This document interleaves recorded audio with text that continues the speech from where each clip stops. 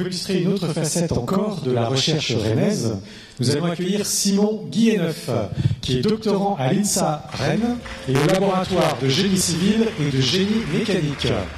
Son sujet, formulation et renfort de blocs en matériaux terre pour une utilisation structurelle.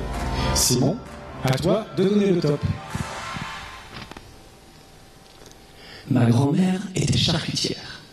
Mon grand-oncle a même été champion de Bretagne de boudin blanc. C'est dire si j'étais prédestiné à la confection de pâtés. Sauf que moi, mes pâtés, c'est en terre que je les fabrique. Aujourd'hui, le secteur du bâtiment et la production de ciment sont de gros émetteurs de CO2. Aussi, chaque année, en construisant, on extrait des volumes gigantesques de terre sans vraiment la réutiliser.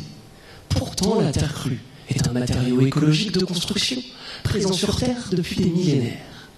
Mais ces dernières années, on l'a un petit peu oublié, ça. Face au changement climatique, redévelopper ce mode de construction est pertinent. C'est précisément le but de mon travail.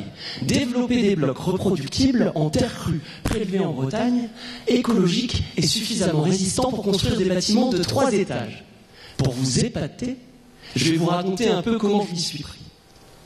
D'abord, je suis allé prélever de la terre en Bretagne, à l'aide de ma pelle, d'énormément de seaux et de mes muscles saillants. Je me suis retrouvé avec 3 terres, composées de fines argiles, de limon, de sable et de gravier en proportions très variées.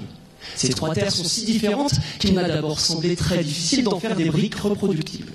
Bon, de retour au labo, j'ai quand même tenté d'en faire des blocs. En fait, quand on mélange de la terre et de l'eau pour mouler tout ça en forme de bloc, voilà ce qui se passe à l'échelle microscopique. D'abord, l'eau, qu'on peut voir en bleu sur mon schéma, se lie et s'étale à la surface des fines plaquettes d'argile de ma terre, qui sont en rouge sur mon schéma. Ensuite, quand ce mélange sèche naturellement à l'air, de l'eau résiduelle reste collée à ces argiles et se met en tension. Une tension qui est si forte qu'elle lie entre tous les grains de la terre et donne la résistance finale à mon bloc une fois qu'il a séché. Mais si ensuite j'expose cette brique à des variations d'humidité, les liaisons entre les grains de ma terre se retrouvent de nouveau menacées par l'eau présente en trop grande quantité.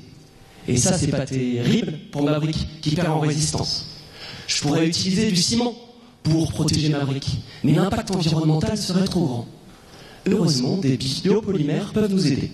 Les biopolymères, c'est des longues molécules végétales qui aident les liaisons entre les grains de la terre à mieux supporter l'eau quand elle est présente en excès.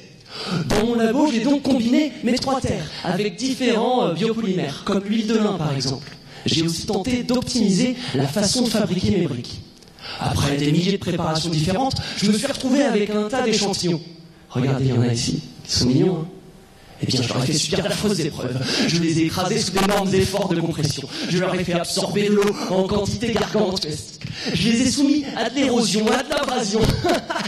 Et j'ai regardé leur comportement face à ces supplices. Ça peut vous paraître cruel, mais moi, ça m'a permis de justifier que construire écologiquement et reproduire facilement des bâtiments de 3 étages avec des terres bretonnes très différentes, c'est envisageable. Ouais. De la pas théorie à la pratique, il n'y aura bientôt plus qu'un pas.